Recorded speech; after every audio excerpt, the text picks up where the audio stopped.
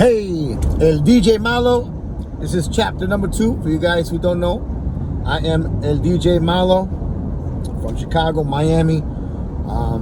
Spanglish, hip-hop music. Hacemos todo, de reggaeton, bachata, hip-hop, you name it, man. And I love that shit. I love it all. And you give me some reggae, I'll do some reggae too. Give me some country, I'll do some country too. I don't give a fuck, man. I love all kind of music, and I feel that, hey, if I could throw in something that you would like, why not? Why not do it?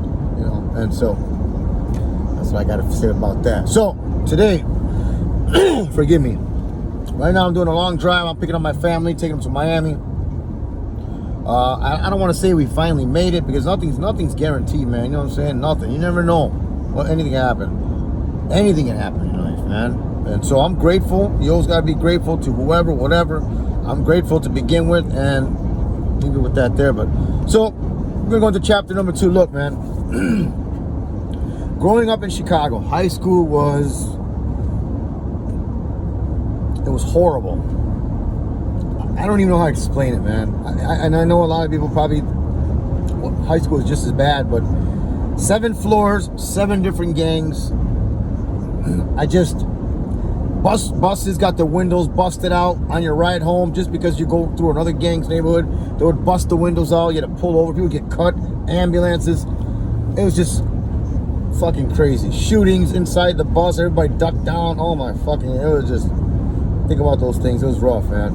So, you know, when I was, I don't want to say kicked out of the different high schools in New Mexico and California, but when I got back to Chicago, you know, I started to do the DJ thing, man. I loved it. I loved the notoriety that it brought you.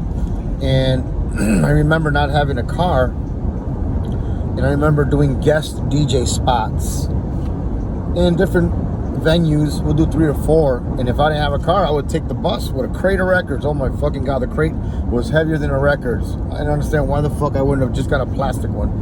I just don't know how to think. It looked better, shinier. I don't know what the fuck it was, but taking that shit on a bus, carrying fucking crates like and headphones like I was some shit. You know, going here and there on a train, Chicago, 16. Oh yeah, damn, it was crazy. And so taking them crates of records and fucking around everywhere, logging them around, and then getting to the event to DJ for 15 minutes. That's it. All the DJs lined up, ready to go. Everybody just staking their claim. Everybody wanted to be a famous DJ. So basically what I did, instead of waiting for all these motherfuckers to put my name out there and get myself promotions, what I did was I started promoting my own shit. And so when I would throw dances, I would rent the halls, I would get security, bring in the light and sounds, pay the different DJs. I was doing that shit at 17. You know, I don't know why they were signing contracts with me, but they were. I don't know how the fuck I was getting away with that, but signing contracts for the halls and shit, and man, making money as a kid, man. I was making so much money. I remember $6 a head. Fuck, to me that was everything. After I paid everybody their money had come in, I would, you know, shit, easily $3,000, $6,000. 16 years old, 17 years old, that was a lot of money. Shit, a lot of money. And I remember Gasata, his name was. He was so proud of me and happy. He'd be all drunk looking at all the pretty little girls. You pervert, sick motherfucker, you. And I'll probably do the same thing. But I mean, yeah, I brought in a lot of business. You know, it was a little hall, and I remember shootings in that motherfucker. I remember watching the detectives have fist fights right there. I'm not even bullshitting. Fist fights in the event, right there outside. Motherfuckers fighting the fucking law. Oh man, it was just crazy. And man, Chicago was fucking crazy. I just think about this shit. But so that, you know, that was my motivation to become a DJ. And you know what? So I started doing these dances, and I would put my name just as big as Julian Perez, Bad Boy Bill, all the big names, Bobby D. And so people started seeing me as a bigger DJ because, hey, here I am putting my name on the flyers, just as big. And it worked. It really worked. And so, you know, I learned a lot from that. Instead of, you know, standing and lying with everyone else, man, what I got from that was, oh, fuck. What I got from that was basically make your own route. don't wait in line for people, man. If you know who the fuck got the cheese, go get the motherfucking cheese. Don't go around it, man. Go straight to the motherfucking man. Find a way to do it. And I'm telling you, man, that's what happens. And I did that in a lot of different ways, you know, after the fact and shit with music and with my businesses and stuff like that. But you gotta remember that no one is going to help you get to where you're at. Take it for what it's worth. No one. You have to be the navigator and forget about all that chit chat around you, because that's what I did with my music business, and that's why I stalled for many years. Kids, marriage. I should have just stayed with the music. That's what I did. New York, Chicago, Milwaukee. Texas. When we're doing shit, man. But it's just, again, we'll talk about that later. But I'm gonna say this, man. The notoriety I got for being a DJ, the events that I did, I lost a lot of money too. Matter of fact, we'll go to the last one. I saw concerts and dances throughout my life as my go-to when I needed money. The girls that I was with at the time, women that I was with, whatever, they didn't like it. And no woman wants to be with the wrong other women. It's just the way it is. But that's one thing that I knew how to do, is make money with nightclubs, events, and dances and concerts and shit like that. That's what I knew. And so anywhere I go, and I've done it, I'll go to a different city, and let's just make some money. And let's do this and do that. Sometimes you lose, sometimes you win. And so the dances is what got me going into the music business. And I remember having so much fun and doing the dances and going to the south side of Chicago, north side of Chicago. And I started hanging out with bigger promoters and started to know bigger people. And I started to build a big name. The Metrics DJ team in Chicago. We had 12 different DJs. Man, we had a lot of good DJs too. My goodness, big names. Wow. Tommy Tutar, DJ Jumpin' Joe, Brian. Oh my gosh, so many guys. Tony Estrada. I mean, there's so many cats that we got on our team back then, but I don't know how the fuck we did it. It was just so much fun, man. It was so much fun. But with the DJ shit came the music, and I really did want to become an artist, but I didn't really know how to do it. You know what I mean? Everybody wants to be a star, and it wasn't that I wanted to be a star. I never wanted to be a star. I just wanted to be good at something, man. And so when I noticed that I was pretty good at lyrics, and I knew that I had something, and so the DJing was fun and all,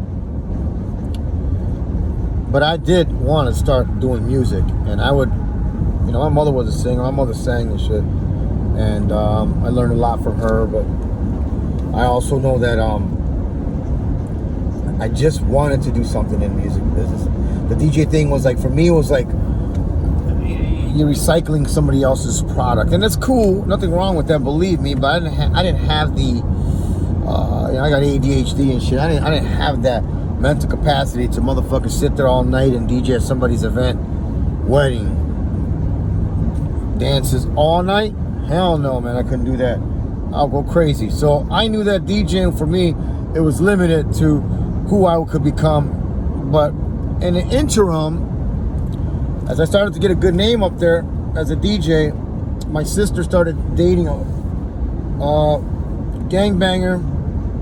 And I'm not going to mention any gangs and none of that shit. Don't need to do that. But she started dating a gangbanger. He was younger than me. And he was actually hurting my sister, hitting her and treating her like shit. But in Chicago, you really can't do shit. If you're a neutron, that means a neutral. You don't belong to any gangs. If you don't belong to any gangs and you're a neutron, you really can't do shit. You don't get much help, because the gang will come and fuck you up, your family up. That's just the way it is. You just accept it. And so I couldn't say nothing to this guy, and I got just frustrated with the shit. And I was already a big name DJ. I started to do very good, and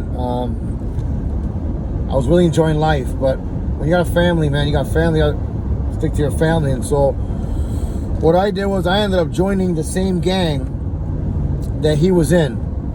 because I wanted to fuck him up. So I did that. I joined a gang. And this is how shit is. So we were in the hood, and this guy would mess around with my sister in front of me, and I would be so insulting. And I couldn't say anything. Everybody else in the hood right there, and so just doing her thing, and this guy's cheating on my sister right there in front of me like it ain't shit. And so okay, so now not only do you want to abuse my sister, now you want to cheat on her. So I tried to set it up so that she could walk in and see him messing around, but instead, what she did was she told him all about it, and then he got all pissed at me. He started talking shit. And so I used that as the opportunity that I joined this motherfucking gang for. Here it is on a silver platter. And so, yeah, it got into an argument, and he was a little scrawny ass motherfucker, but he was crazy. I mean, real crazy. And so I said, yes, I did, motherfucker. That's my motherfucking sister. You're a disrespectful little bitch. That's what I said. And so he came at me. Man, I dropped his ass with one fucking hit because it was just everything built in, still in from so much anger and watching his motherfucker, how he acted. And so I knocked him the fuck down. So he got up and he grabbed the 40-ounce bottle and he fucking came at me. And he got me good and shit. I got a fucking scar there. It was pretty open, pretty fucking, I don't know if you can see it. Maybe not. It's on there somewhere. Got me pretty good. It was like 26 stitches and shit. And I just started fucking pouncing on him, and he got my head too. And then they broke us up. And so, got a couple scars out of it. But I whooped his motherfucking ass, which was the most important thing for me. And I got it done. And so, let me tell you, man, that's how shit is, man. You do things, and you realize later, man, what the fuck? And so, that's me. Chapter number 3, we're going to talk about that. Gangbanging. Alright?